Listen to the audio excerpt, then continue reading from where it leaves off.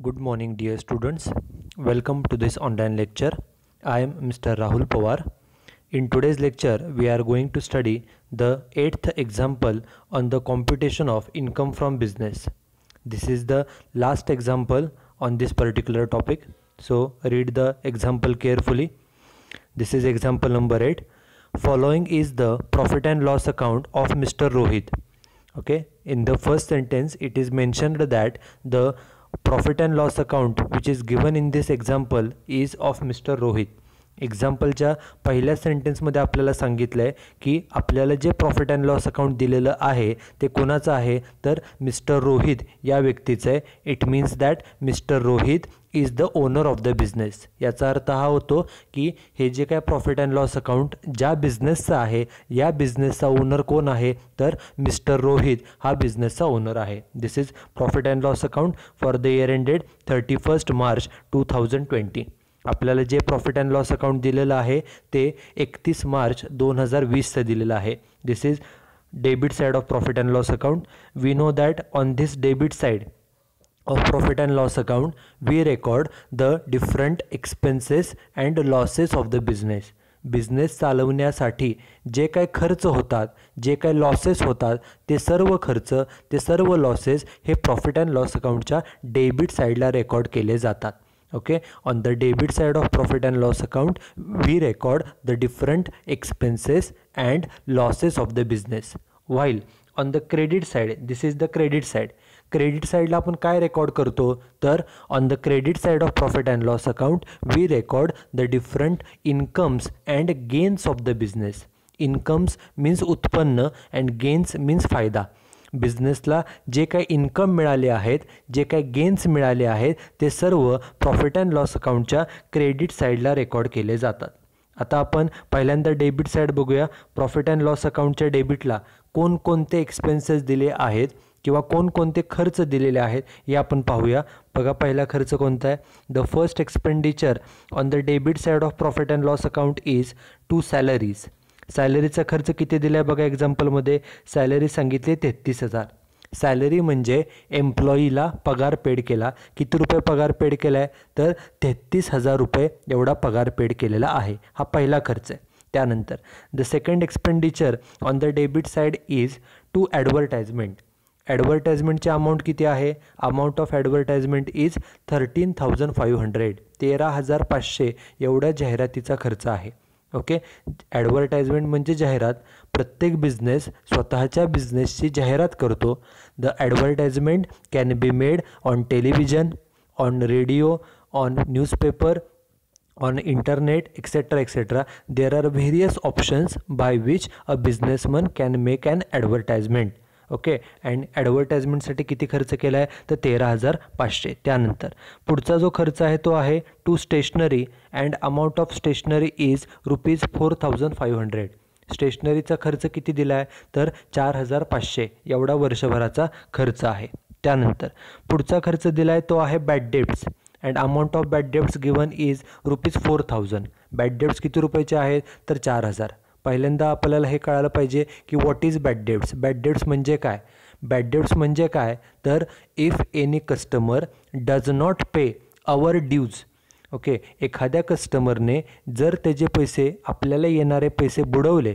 Suppose आपण त्याला उधारीनं वस्तू विकल्या होत्या आणि तो आपल्याला पैसे देणं होता, ते जर पैसे त्यानं बुडवले तर आपण त्या जे काय रक्कम बुडाली आहे त्या रकमेला बॅड डेब्ट्स म्हणतो. त्यामुळे पैसे बुडाले हा आपला लॉस आहे. किती रुपये लॉस झाला आहे तर तो आहे 4,000 रुपये. त्यानंतर पुढचा आहे तो आहे टू RDD. पुढचा खर्च सांगितला आहे RDD. RDDची रक्कम किती आहे. Amount of RDD is ₹9,000. 9,000 रुपये एवढी RDD सांगितले. What is RDD. RDDचं फुल फॉर्म काय. RDD means reserve for doubtful debts. Okay, reserve for doubtful debts आणि त्याची रक्कम किती आहे तर 9,000 रुपये. त्यानंतर पुढचा जो एक्सपेन्सेस आहे तो आहे डोनेशन टू टेम्पल. डोनेशन म्हणजे देणगी. कुणाला देणगी दिली आहे तर टेम्पल. टेम्पल म्हणजे मंदिर. एका मंदिराला देणगी दिली. किती रुपयाची देणगी दिली आहे तर 3,000 रुपयाचं डोनेशन दिलेलं आहे. त्यानंतर पुढचा खर्च आहे तो आहे interest on loan. Okay, loan म्हणजे कर्ज. त्या कर्जावरचं व्याज किती रुपये व्याज पेड केलं आहे? The amount of interest on loan is ₹4000 4,000 एवढं व्याज पेड केलेलं आहे. त्यानंतर पुढचा खर्च आहे प्रॉफिट अँड लॉसच्या डेबिटला, तो आहे to telephone expenses and amount of telephone expenses is ₹3750. टेलिफोनचा खर्च वर्षभराचा किती दिला आहे? तर ₹3750 एवढा टेलिफोनचा खर्च दिलेला आहे. त्यानंतर पुढचा खर्च आहे तो आहे wealth tax. Amount is ₹4500. What is wealth tax? Wealth means संपत्ती. Wealth tax means tax on the personal wealth of a particular person. एखाद्या व्यक्तीकडे जी त्याची खाजगी संपत्ती आहे, पर्सनल संपत्ती आहे, त्या संपत्तीवरचा, त्या खाजगी संपत्तीवरचा जो टॅक्स असतो त्याला वेल्थ टॅक्स असं म्हटलं जातं. आणि किती रुपये हा टॅक्स पेड केला आहे? तर 4500. त्याच्यानंतर पुढचा आहे तो आहे income tax. Amount of income tax paid is ₹7500. Income tax आपण किती रुपये पेड केला आहे? तर ₹7500 एवढा इन्कम टॅक्स पेड केलेला आहे. आता एवढा टॅक्स पेड केला, हा कोणता टॅक्स आहे? Income tax. What is income tax? Income tax means tax on the personal income of a particular person.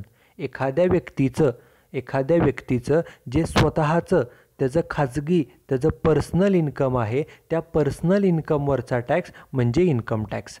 Okay, personal income, स्वतःचं इन्कम, वैयक्तिक इन्कम, त्या इन्कमवरचा टॅक्स त्याला इन्कम टॅक्स म्हटलं जातं.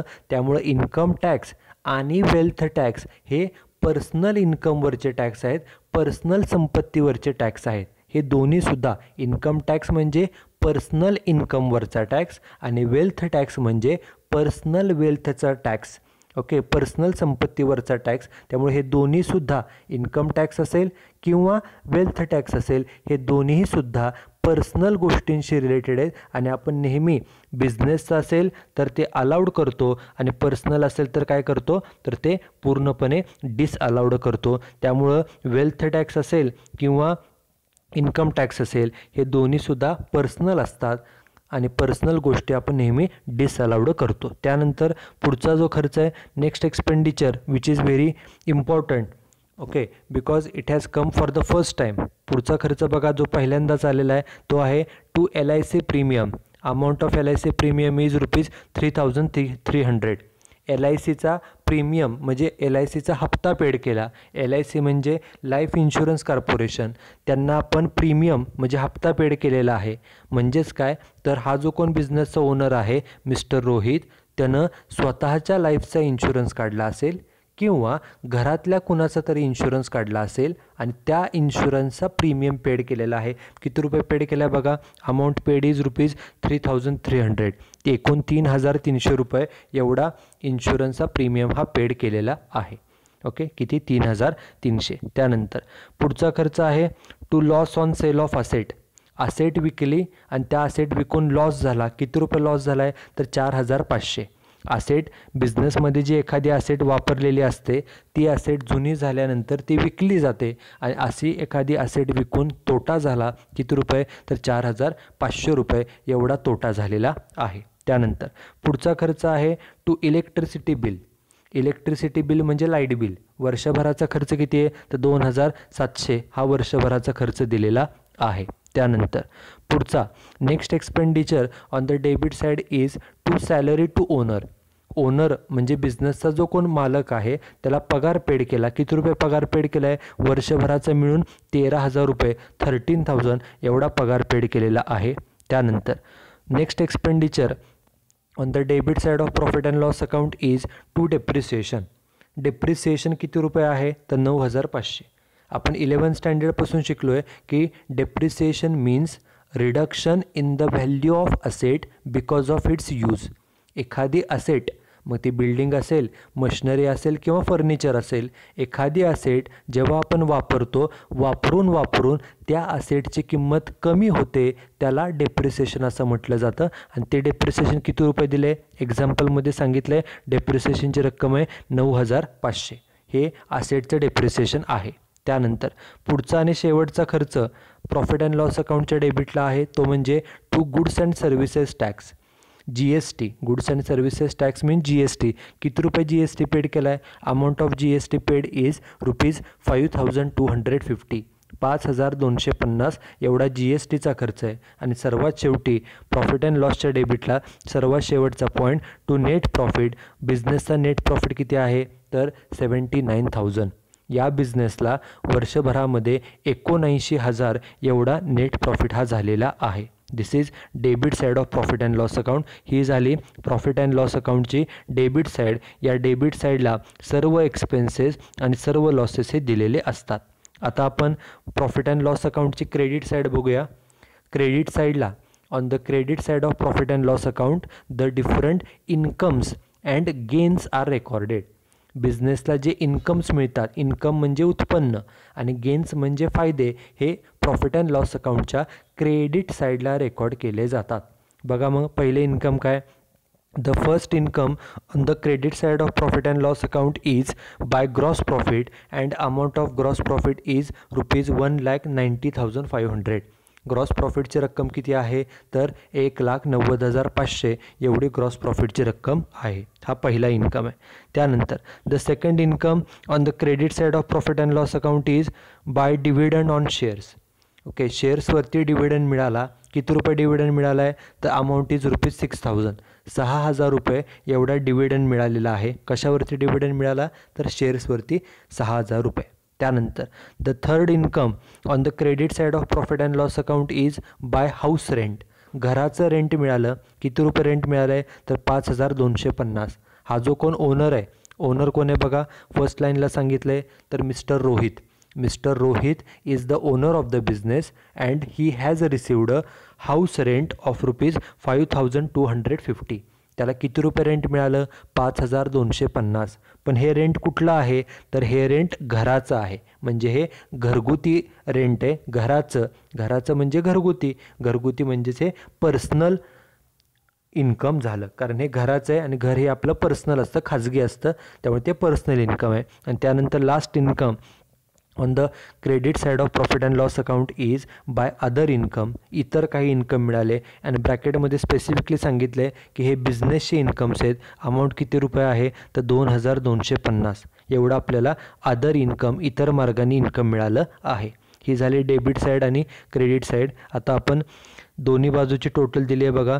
Total of both the sides is ₹2,04,000. 2,04,000. Profit and loss account जे आपल्याला दिलं आहे त्या दोन्ही बाजूची बेरीज ही 2,04,000 एवढी दिलेली आहे. आता आपण ज्या ॲडजस्टमेंट दिलेल्या आहेत त्या पहिल्यांदा बघूया. Read the first adjustment. पहिली ॲडजस्टमेंट वाचा. Salary include salary to domestic employee ₹3,000. ते म्हणतात सॅलरी इन्क्लूड्स म्हणजे सॅलरीच्या रकमेमध्ये. मग आता सॅलरीमध्ये बघा ही पहिलीच सॅलरी दिली त्यामुळे ह्यावरती ॲडजस्टमेंट आहे म्हणून सॅलरीला टिकमार्क केली. सॅलरीला ॲडजस्टमेंट आहे. त्यानंतर सेकंड ॲडजस्टमेंट काय आहे? तर telephone expenses include. It means that the second adjustment is on telephone expenses. त्यामुळे टेलिफोन एक्सपेन्सेसला टिकमार्क करूया आपण. टेलिफोन एक्सपेन्सेसवरती सुद्धा ॲडजस्टमेंट आहे. आणि third adjustment loan is taken for repairs of house. कर्ज कशासाठी काढलं आहे? लोन म्हणजे कर्ज. कर्ज कशासाठी काढलं आहे? तर घराच्या दुरुस्तीसाठी. मग लोन कुठं आलं आहे बघा. एक्झाम्पलमध्ये इंटरेस्ट ऑन लोन एकदा आलेला आहे बघा. इंटरेस्ट ऑन लोन कुठे आहे? इथं इंटरेस्ट ऑन लोनला देखील टिकमार्क केली. त्यांनी ॲडजस्टमेंटमध्ये सांगितलं आहे की loan is taken for repairs of house. घराच्या दुरुस्तीसाठी आपण कर्ज काढलेलं आहे. आता घराच्या दुरुस्तीसाठी, घर हे आपलं पर्सनल असतं, खाजगी असतं आणि त्याच्यासाठी कर्ज काढलं म्हणजे तुम्ही पर्सनल कामासाठी कर्ज काढलं त्यामुळे त्याच्यावरचं व्याज हा तुमचा पर्सनल खर्च होतो. बरोबर. आणि आपण नेहमी पर्सनल खर्च अलाउड करतो का डिसअलाउड? तर पर्सनल खर्च नेहमी डिसअलाउड केले जातात. आणि खाली काय सांगितलं आहे बघा. ॲडजस्टमेंटच्या खाली सांगितलं आहे you are required to compute the taxable income from business for AY 2021. आपल्याला 2020-21 या वर्षाचं आपल्याला इन्कम फ्रॉम बिझनेस हे कॅल्क्युलेट करायचं आहे. ओके. एक्झाम्पलच्या फर्स्ट सेंटेन्समध्ये सांगितलेलं की mister Rohit is the owner of the business. त्यामुळं आपण इन्कम कॅल्क्युलेट करण्यापूर्वी सगळ्यात पहिल्यांदा सेंटरला ओनरचं नाव लिहायचं मिस्टर रोहित, हे पहिलं. सेकंड लाईनला मेन्शन करायचं की आपण काय सांगितलं आपल्याला कॅल्क्युलेट करायला, तर आपल्याला इन्कम फ्रॉम बिझनेस कॅल्क्युलेट करायचं आहे, म्हणून सेकंड लाईनला लिहायचं computation of income from business. आपल्याला बिझनेसचं इन्कम कॅल्क्युलेट करतो आहे हे मेन्शन करायचं. आणि थर्ड लाईनला हे कोणत्या वर्षाचं इन्कम आहे तर assessment year 2021. It should be mentioned on the third line for assessment year 2020-21. त्यामुळं एखाद्या बिझनेसचं इन्कम कॅल्क्युलेट करण्यापूर्वी आपल्याला ह्या 3 गोष्टी मेन्शन कराव्या लागतात. पहिल्यांदा ओनरचं नाव हे पहिल्यांदा मेन्शन करायचं. त्यानंतर सेकंड लाईनला on the second line we should mention that we are computing the income from business. आपण इन्कम फ्रॉम बिझनेस कॅल्क्युलेट करतो आहे हे मेन्शन करायचं. आणि तिसऱ्या लाईनला on the third line we should mention for which assessment year. Assessment year कोणतं दिलं आहे ते एक्झाम्पलमध्ये सांगितलेलंच असतं, तर ते आहे for assessment year 2021. It should be mentioned on the third line. Okay. आणि हे 3 गोष्टी मेन्शन केल्यानंतर मग आपण इन्कम फ्रॉम बिझनेस कॅल्क्युलेट करायला सुरुवात करायची. नेहमीप्रमाणे 3 column. First column is particulars, second column amount in rupees and third column is amount in rupees. असे एकूण 3 कॉलम तयार करायचे. पहिला कॉलम पर्टिक्युलर्स, दुसरा कॉलम अमाऊंट इन रुपीज आणि तिसरा कॉलम तो देखील अमाऊंट इन रुपीज. आपण नोटबुकच्या एका पेजमध्ये आपण हे बिझनेसचं इन्कम कॅल्क्युलेट करू शकतो. त्यासाठी हे 3 कॉलम तयार करायचे. पूर्ण पेज आपल्याला हे ड्रॉ करायचं आहे. आता हे लास्ट एक्झाम्पल आहे, so read the example carefully and watch this particular video up to the end. शेवटपर्यंत तुम्ही हा व्हिडिओ पहा, कारण हे आपलं या टॉपिकवरचं शेवटचं एक्झाम्पल आहे. आपण ज्या वेळेला when we calculate the income from business then we have to calculate the income from business in 3 steps. आपल्याला एखाद्या बिझनेसचं इन्कम ज्या वेळेला कॅल्क्युलेट करायचं असतं त्यावेळेला आपल्याला एकूण 3 स्टेप्स करावे लागतात. The first step is to start with the net profit as per profit and loss account. आपल्याला एक्झाम्पलमध्ये जो नेट प्रॉफिट दिला आहे हे प्रॉफिट अँड लॉस अकाउंट आहे. बघा, प्रॉफिट अँड लॉस अकाउंटप्रमाणे आपल्याला नेट प्रॉफिट किती आहे तर तो आहे 79,000. त्यानं नेहमी सुरुवात करायची. हा नेट प्रॉफिट आहे. प्रॉफिट अँड लॉस अकाउंटप्रमाणे तो सुरुवातीला लिहायचा net profit as per profit and loss account and amount is written on the outer column 79,000. प्रॉफिटची रक्कम कुठे लिहायची तर आउटर कॉलमला प्रॉफिट हा मेन्शन केला जातो. किती रुपये तर 79,000. This is the first step. Now the second step. Second step काय करायची तर हा जो नेट प्रॉफिट लिहिलेला आहे त्याच्यामध्ये सेकंड स्टेपप्रमाणे त्यामध्ये जे एक्सपेन्सेस जे खर्च आपण डिसअलाउड करणार आहोत, एक्सपेन्सेस डिसअलाउड ते खर्च त्यामध्ये ॲड करायचे. म्हणून हेडिंग द्यायचं ॲड एक्सपेन्सेस डिसअलाउड. असं आपण हेडिंग द्यायचं. काय हेडिंग द्यायचं तर ॲड एक्सपेन्सेस डिसअलाउड. ओके. आणि ते खर्च जे डिसअलाउड करणार आहोत ते आपल्याला ॲड करायचे आहेत. ते ॲडच का करायचे हे प्रिव्हियस एक्झाम्पलमध्ये सांगितलेलं आहे. ओके. आता एक्सपेन्सेस डिसअलाउड असं हेडिंग दिल्यानंतर त्या हेडिंगखाली काय लिहायचं तर जे खर्च आपण डिसअलाउड करणार आहोत, रद्द करणार आहोत ते सर्व खर्च लिहायचे आणि त्याच्या ज्या अमाऊंट आहेत त्या पहिल्या कॉलममध्ये मेन्शन करायच्या. बघा, मग आता आपण एक एक्सपेन्सेस वाचूया. हे डेबिट साईड आहे. ज्या एक्सपेन्सेसवर टिकमार्क आहे त्याला आपण ऑलरेडी टिकमार्क केलेले आहे. ज्या एक्सपेन्सेसवर ॲडजस्टमेंट आहे त्याला आपण टिकमार्क केलेले आहे. आणि आता एक खर्च बघूया. पहिला खर्च बघा काय, the first expenditure is to salary. सॅलरीचा खर्च किती आहे 33,000 आणि त्याच्याला टिकमार्क आहे म्हणजे ॲडजस्टमेंट आहे. वाचा मग 33,000 सॅलरी पेड केली. ॲडजस्टमेंट वाचा. Adjustment number 1. पहिली ॲडजस्टमेंट काय सांगते सॅलरी इन्क्लूड. सॅलरीमध्ये काय इन्क्लुडेड आहे, काय समाविष्ट आहे तर salary to domestic employee. Domestic म्हणजे घरगुती. घरगुती एम्प्लॉईला पगार किती रुपये दिला आहे 3,000 रुपये. हा एम्प्लॉई हा कर्मचारी डोमेस्टिक आहे. डोमेस्टिक म्हणजे तो घरी काम करतो. डोमेस्टिक म्हणजे घरगुती आणि त्याला पगार दिला 3,000 आणि तो खर्च जो आहे तो सॅलरीमध्ये इन्क्लूड केला आहे. आता हा जो कोण घरी काम करणारा एम्प्लॉई असेल तो घरी काम करतोय म्हणजे त्याला जो काय पगार तुम्ही देत आहात तो तुमचा घरगुती खर्च झाला. कारण तो काम कुठे करतोय तर तुमच्या घरी करतोय. त्यामुळं त्याला दिलेला पगार हा घरगुती खर्च आहे आणि तो खर्च तुम्ही सॅलरी म्हणून सॅलरीमध्ये दाखवताय म्हणजे तुम्ही बिझनेसचा खर्च असल्यासारखा दाखवताय. त्यामुळं हा जो काही 3,000 पेड केलेत ह्या तुमच्या घरगुती कामगाराला पेड केलेत, हा घरगुती खर्च आहे. सांगा मग, बिझनेसचा खर्च असेल तर तो आपण अलाउड करतो आणि घरगुती म्हणजे पर्सनल असेल तर काय करतो, तर तो डिसअलाउड करतो. त्यामुळं हे जे 3,000 कुणाला पेड केलेत घरगुती एम्प्लॉईला ते डिसअलाउड केले जातील. म्हणून बघा डिसअलाउडमध्ये पहिलाच point, salary of domestic employee amount पहिल्या कॉलमला किती, तर 3,000. डोमेस्टिक एम्प्लॉई म्हणजे घरी काम करणारा एम्प्लॉई, त्याला जो काय पगार दिलेला आहे तो आपला घरगुती खर्च, कारण तो आपल्या घरी काम करतोय आणि घरगुती खर्च आपण डिसअलाउड करतो म्हणून तेवढा खर्च डिसअलाउड केला. त्यानंतर वाचा पुढचा खर्च. सेकंड एक्सपेंडिचर आहे ॲडव्हर्टाइजमेंट. ॲडव्हर्टाइजमेंट म्हणजे जाहिरातीचा खर्च. किती रुपये खर्च केला आहे, तर 13,500. त्याला कोणतीच टिकमार्क नाही आहे म्हणजे ॲडजस्टमेंट नाही.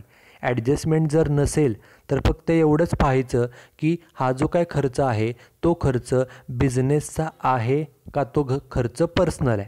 जर बिझनेसचा असेल तर तो अलाउड, पर्सनल असेल तर डिसअलाउड. मग सांगा, ॲडव्हर्टाइजमेंट म्हणजे जाहिरात. प्रत्येक बिझनेस, तो छोटा बिझनेस असो मोठा असो, तो सोलो प्रोप्रायटरी असो नाहीतर partnership, every business makes advertisement. Okay, and it is a regular business expenditure. जाहिरात करणं हा कोणत्याही व्यवसायाचा रेग्युलरचा खर्च आहे आणि बिझनेसचा खर्च आहे. आणि बिझनेसचा खर्च असल्यामुळे तो आपण अलाउड करणार का डिसअलाउड, तर तो खर्च होणार आहे अलाउड आणि त्यामुळे हा खर्च होणार आहे अलाउड. ओके, आपल्याला इथं फक्त कुठले खर्च लिहायचे आहेत, तर जे खर्च आपण डिसअलाउड करणार आहोत, रद्द करणार आहोत, तेवढेच फक्त इथे मेन्शन करायचे आहेत. हा बिझनेसचा खर्च आहे आणि बिझनेसचा खर्च आपण अलाउड करतो त्यामुळे हा अलाउड आहे. पुढे नेक्स्ट एक्सपेंडिचर वाचा. The third expenditure is to stationery. स्टेशनरीचा खर्च किती आहे, तर 4,500. ओके, त्याला देखील टिकमार्क नाही आहे. त्यामुळे एवढंच फक्त पाहायचं की हा खर्च बिझनेसचा आहे का हा खर्च पर्सनल आहे. बिझनेसचा खर्च असेल तर तो अलाउड आणि जर तो खर्च पर्सनल असेल तर तो डिसअलाउड करायचा. मग बघा, कोणत्याही बिझनेसमध्ये स्टेशनरी खरेदी करावी लागते. स्टेशनरी म्हणजे pen, pencil, eraser, papers, notebook etcetera etcetera, त्याला आपण स्टेशनरी असं म्हणतो. फाईल्स, त्याला आपण स्टेशनरी म्हणतो. आणि प्रत्येक बिझनेसमध्ये स्टेशनरीसाठी काही रक्कम खर्च करावी लागते. त्यामुळे हा बिझनेसचाच खर्च आहे. आपण 11वीपासून शिकलो आहे की stationery is a business expenditure आणि बिझनेसचे खर्च अलाउड करणार का डिसअलाउड, तर तो अलाउड होणार. त्यामुळे हा खर्च बिझनेसचा आहे त्यामुळे तो अलाउड होणार आहे. त्यानंतर पुढचा खर्च आहे बॅड डेब्ट्स. किती रुपये बॅड डेब्ट झाले, तर 4,000 रुपये. बॅड डेब्ट्स म्हणजे मगाशी सांगितलं की if any customer does not pay the amount due to us. जर एखाद्या कस्टमरने आपल्याला जे त्याच्याकडून पैसे येणे, आपण त्याला उधारीनं वस्तू विकल्या होत्या, त्याच्याकडून पैसे येणं होतं, ते जर पैसे त्यानं बुडवले तर त्या बुडवलेले जे पैसे आहेत आपण त्याला बॅड डेब्ट्स असं म्हणतो. ओके, पैसे बुडवले हा बिझनेसचा तोटा आहे, बिझनेसचा लॉस आहे आणि हा बिझनेसचा लॉस आहे म्हणजे बिझनेसचा खर्च झाला. आणि सांगा, बिझनेसचे खर्च अलाउड का डिसअलाउड, तर बिझनेसचे खर्च आपण अलाउड करतो त्यामुळे हा देखील खर्च अलाउड होणार आहे. आपल्याला सोल्युशनमध्ये जेव्हा आपण एखाद्या बिझनेसचे इन्कम कॅल्क्युलेट करतो त्यावेळेला फक्त जे खर्च डिसअलाउड करणार आहोत तेवढेच फक्त खर्च आपल्याला इथं मेन्शन करावे लागतात. जे जे डिसअलाउड करणार आहे फक्त तेवढेच खर्च मेन्शन करावे लागतात. बघा मग पुढचा खर्च कोणता आहे. नेक्स्ट एक्सपेंडिचर आहे RDD. RDDची रक्कम किती आहे, अमाऊंट ऑफ RDD इज ₹9,000. आता RDD म्हणजे काय, तर RDD means reserve for doubtful debts. Okay, आपल्याला कस्टमरकडून जे काय पैसे येणं असतात, कस्टमरला उधारीनं वस्तू विकल्या की त्यांच्याकडून पैसे येणं असतात. मग हे जे काय पैसे येणं आहे ओके कस्टमरकडून, त्यापैकी जर काही कस्टमर पैसे बुडवतील असं जर आपल्याला डाऊट असेल तर तेवढ्या रकमेची आपण RDD करतो, रिझर्व फॉर डाऊटफुल असं डेब्ट असं RDD करतो, प्रोव्हिजन करतो, तरतूद करतो. आता RDDवर कोणतीच ॲडजस्टमेंट नाही आहे त्यामुळं फक्त एवढंच पाहायचं की RDD बिझनेसची आहे का पर्सनल. RDD ही बिझनेसचीच असते आणि नॉर्मली आपण काय म्हणतो की बिझनेसची असेल तर अलाउड, परंतु RDD बिझनेसची जरी असली तरीसुद्धा ती अलाउड केली जात नाही, ती डिसअलाउडच केली जाते, रद्द केली जाते. कारण की RDD ही नेहमी अंदाजे केली जाते. बिझनेसचा ओनरला असं वाटतंय की कदाचित हे कस्टमर पैसे बुडवतील, अंदाज आहे ओके, ॲक्च्युअल पैसे बुडवलेत असं नाही आहे, अंदाज आहे की कदाचित हे कस्टमर पैसे बुडवतील.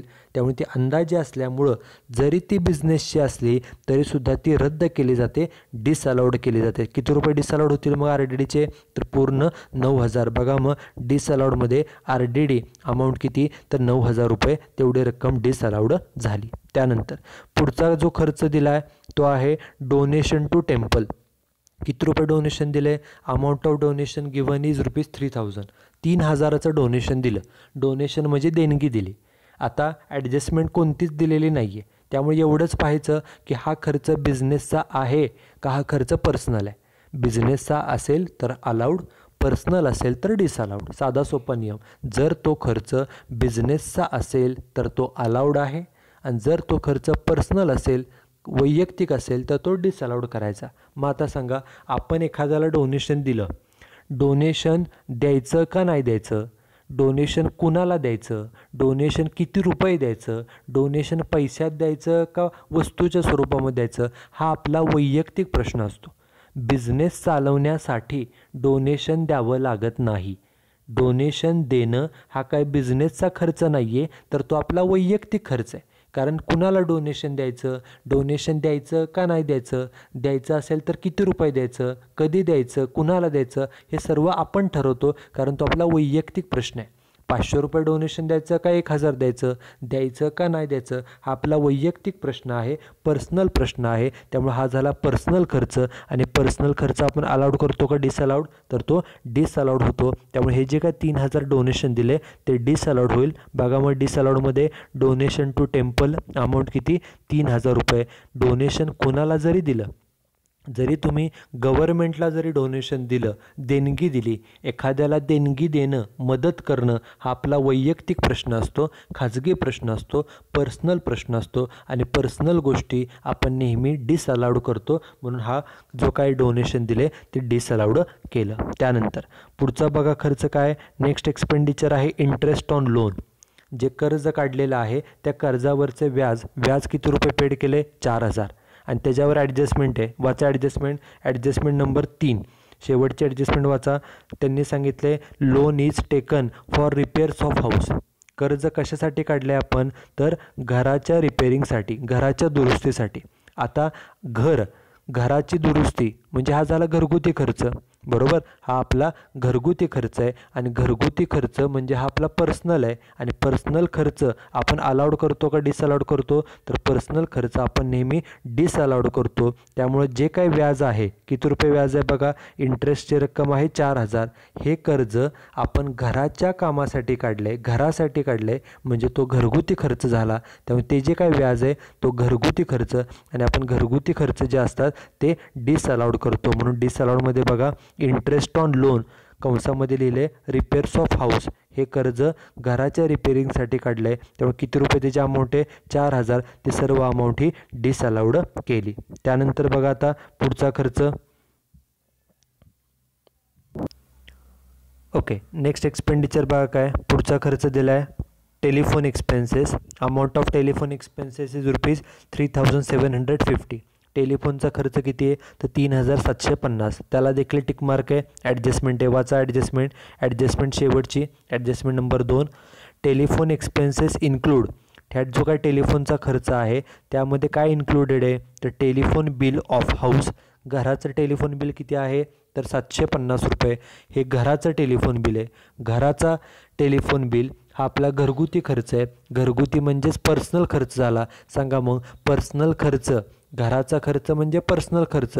पर्सनल खर्च आपण अलाउड करतो का डिसअलाउड? तर ते डिसअलाउड करतो. त्यामुळे जे ₹750 बिल घराचं आहे तेवढे डिसअलाउड होईल. बघा मग डिसअलाउडमध्ये टेलिफोन एक्सपेन्सेस कंसामध्ये हाऊस किती रुपये? ₹750. जेवढा घरगुती खर्च आहे, घरगुती खर्च, पर्सनल खर्च आपण नेहमी डिसअलाउड करतो. त्यामुळं एकूण जो काय टेलिफोनचा खर्च होता त्यापैकी जे घरातलं बिल होतं 750 ते डिसअलाउड केलं. त्यानंतर पुढचा खर्च आहे वेल्थ टॅक्स. वेल्थ म्हणजे संपत्ती. मगाशी सांगितल्याप्रमाणे एखाद्या व्यक्तीकडे जी काय त्याची स्वतःची संपत्ती आहे, पर्सनल संपत्ती आहे, त्यावरचा टॅक्स त्याला वेल्थ टॅक्स असं म्हटलं जातं. त्यामुळं वेल्थ टॅक्स हा वैयक्तिक पर्सनल संपत्तीवरचा टॅक्स आहे, पर्सनल संपत्ती. त्यामुळं जो काय तो टॅक्स पेड करतो तो हा त्याचा पर्सनल खर्च आहे. त्याने नेहमी आपण पर्सनल खर्च अलाउड करतो का डिसअलाउड, तर तो डिसअलाउड करतो. त्यामुळे जे काही वेल्थ टॅक्स पेड केला आहे 4,500 तो डिसअलाउड केला जाईल. बघा डिसअलाउडमध्ये वेल्थ टॅक्स अमाऊंट पहिल्या कॉलमला किती 4,500. हा पर्सनल संपत्तीवरचा टॅक्स आहे आणि पर्सनल संपत्ती त्यामुळे त्याच्यावरचा जो टॅक्स पेड केला तो देखील पर्सनल खर्च झाला आणि आपण पर्सनल खर्च नेहमी डिसअलाउड करतो. त्यानंतर पुढचा खर्च वाचा. पुढचा खर्च आहे इन्कम टॅक्स. किती रुपये इन्कम टॅक्स पेड केला आहे, तर 7,500. आता पुन्हा इथं टॅक्स आला आहे. हा कोणता टॅक्स आहे, तर इन्कम टॅक्स.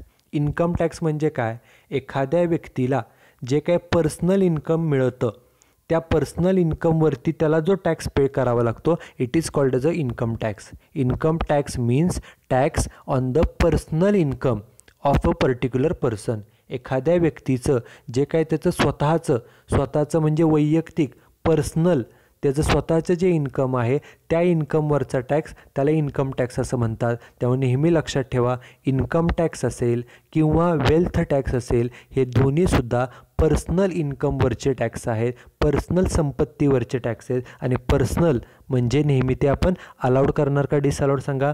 बिझनेसचा असेल तर अलाउड आणि पर्सनल असेल तर काय करतो डिसअलाउड. त्यामुळं हा जो काही इन्कम टॅक्स पेड केला आहे किती 7,500 तो देखील डिसअलाउड होईल. बघा डिसअलाउडमध्ये इन्कम टॅक्स अमाऊंट पहिल्या कॉलमला किती 7,500. त्यानंतर पुढचा खर्च आहे तो आहे LIC प्रीमियम. LICचा प्रीमियम किती पेड केला आहे, तर 3,300. LIC म्हणजे लाईफ इन्शुरन्स कॉर्पोरेशन, जी आपल्याला लाईफचा आपल्या आयुष्याचा इन्शुरन्स काढून देते. एखाद्या व्यक्तीचा लाईफचा इन्शुरन्स काढून देते. त्याचा प्रीमियम म्हणजे हप्ता किती रुपये पेड केला आहे, तर 3,300. आता हा खर्च टिकमार्क नाही आहे म्हणजे ॲडजस्टमेंट नाही आहे. त्यामुळे एवढंच पाहायचं की हा खर्च कुणासाठी केला आहे, बिझनेससाठीचा केलेला खर्च आहे का हा पर्सनल लाईफचा खर्च आहे. आता लाईफ इन्शुरन्स हा एखाद्या व्यक्तीचा इन्शुरन्स असतो, व्यक्तीच्या स्वतःच्या लाईफचा. आणि आपलं लाईफ हे आपलं स्वतःचं असतं. आपलं स्वतःचं म्हणजे ते पर्सनल असतं. किंवा आपण आपल्या घरामधल्या काही लोकांचा इन्शुरन्स काढला, ओके, लाईफचा इन्शुरन्स काढला, पेरेंट्सचा किंवा इतर काय फॅमिली मेंबर्सचा लाईफ इन्शुरन्स काढला, तर आपलं लाईफ किंवा आपल्या घरातल्यांचं लाईफ हे आपलं पर्सनल आहे, खाजगी आहे. आणि पर्सनल असल्यामुळं हा खर्च नेहमी पर्सनल असतो. हा काय बिझनेसचा खर्च नाही. जर आपण बिझनेसमधल्या एखाद्या ॲसेटचा फायर इन्शुरन्स काढला तर तो बिझनेसचा काढलेला आहे. परंतु लाईफ इन्शुरन्स हा नेहमी एखाद्या व्यक्ती स्वतःच्या लाईफचा किंवा घरातल्या लोकांच्या लाईफचा इन्शुरन्स काढतो. स्वतःचं लाईफ असू किंवा घरातल्या लोकांचं लाईफ असू, लाईफ हे नेहमी पर्सनल असतं. त्यामुळे हा जरा पर्सनल खर्च आणि पर्सनल खर्च आपण अलाउड करतो का डिसअलाउड, तर तो डिसअलाउड होतो. त्यामुळे हा डिसअलाउड होईल. बघा इथं LIC प्रीमियम अमाऊंट किती 3,300. त्यामुळे हा खर्च डिसअलाउड झाला. हे डेबिटचे खर्च झाले. अजून डेबिटला काय बघा, पुढचा खर्च आहे loss on sale of asset. एखादी असेट विकली आणि असेट विकून तोटा झाला किती रुपये 4,500. आता असेट विकली आणि त्यातून तोटा झाला किती रुपये 4,500.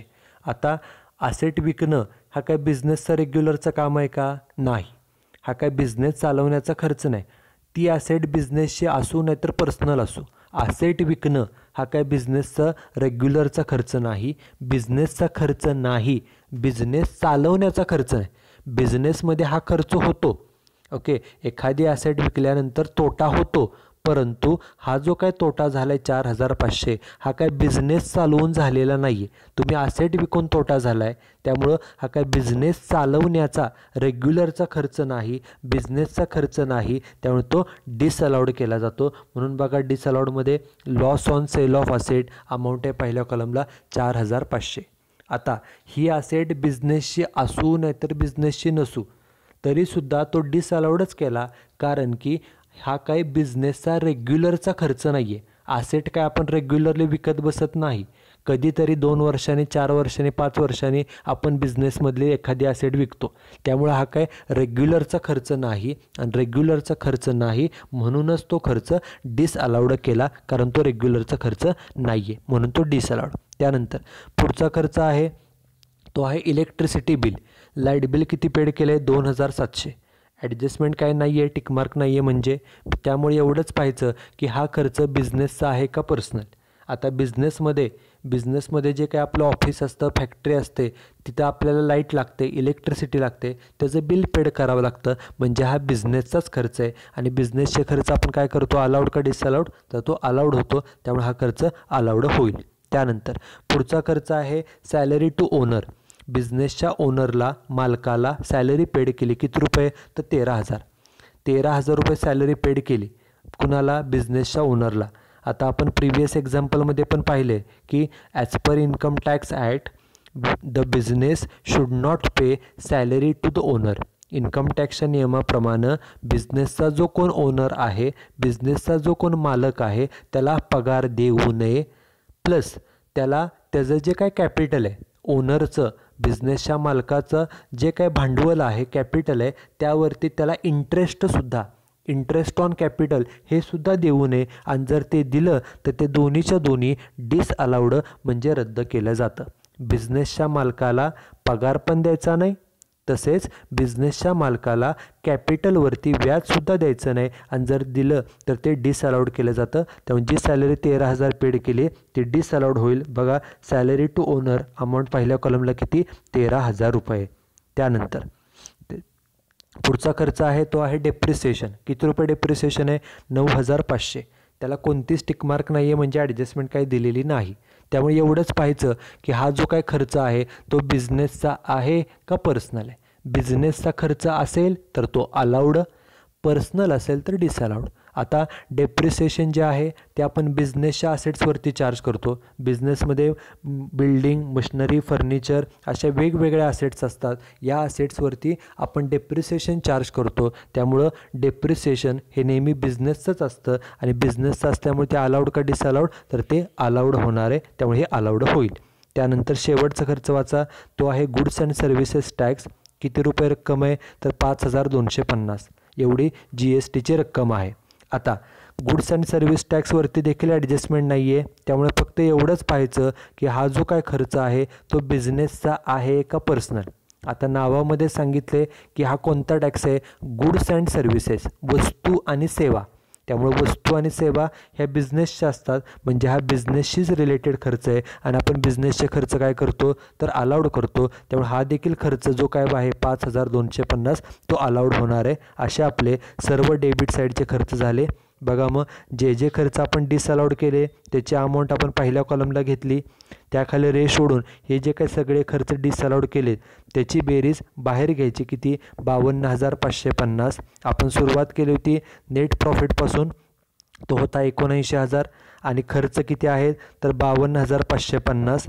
79,000मध्ये हे 52,550 काय करायचे, तर आपण सुरुवातीला हेडिंगच दिले की हे खर्च आपल्याला ॲड करायचे. मग 52,550 ॲड केल्यानंतर बेरीज किती आली बघा, तर बेरीज आली 1,31,550.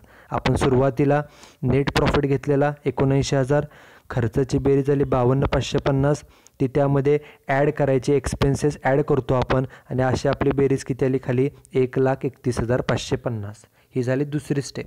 आपण एक्सपेन्सेस डिसअलाउड जे खर्च रद्द करायचे होते ते ॲड केलेत, एक्सपेन्सेस ॲड केले, त्याच्या विरुद्ध जे इन्कम्स डिसअलाउड करणार आहोत ते लेस करायचे. म्हणून तिसरी आणि शेवटची स्टेप खाली हेडिंग द्यायचं, लेस इन्कम्स डिसअलाउड.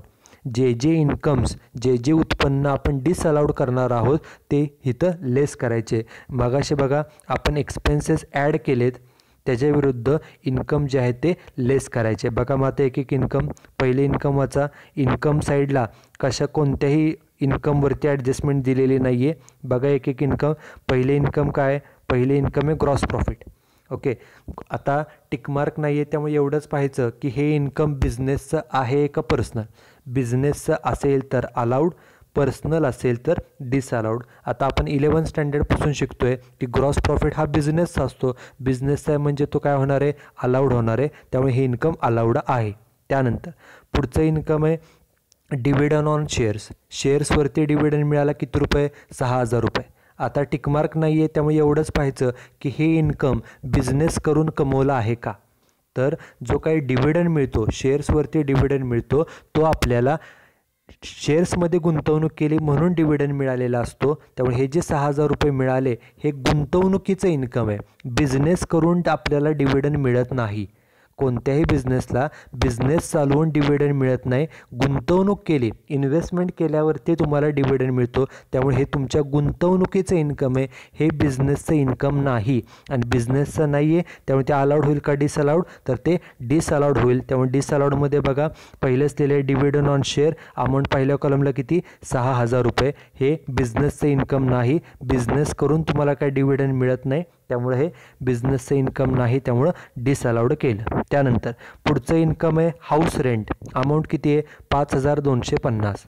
आता नावामध्ये सांगितलं की हे रेंट कुठलं आहे तर घराचं रेंट म्हणजे हे झालं घरगुती इन्कम. आणि आपण घरगुती म्हणजे पर्सनल ते अलाउड करतो का डिसअलाउड, तर डिसअलाउड करतो. कारण हे घराचं रेंट आहे, हे काय बिझनेसचं नाही आहे. हे घराचं म्हणजे घरगुती म्हणजे पर्सनल, आणि आपण पर्सनल गोष्टी डिसअलाउड करतो. त्यामुळे हे जे काय घराचं रेंट मिळालं आहे ते डिसअलाउड होईल. बघा डिसअलाउडमध्ये हाऊस रेंट अमाऊंट पहिल्या कॉलमला किती 5,250. हे डिसअलाउड केलं कारण हे घरगुती इन्कम आहे. आणि लास्ट इन्कम जे सांगितले ते आहे अदर इन्कम, आणि ब्रॅकेटमध्ये सांगितलं की हे अदर इन्कम बिझनेसचं आहे. आणि त्यांनीच सांगितलं की बिझनेसचं इन्कम आहे. आपण बिझनेसची इन्कम काय करतो नेहमी अलाउड करतो, त्यामुळे हे इन्कम अलाउड होईल. त्यामुळे सगळे इन्कम झाले.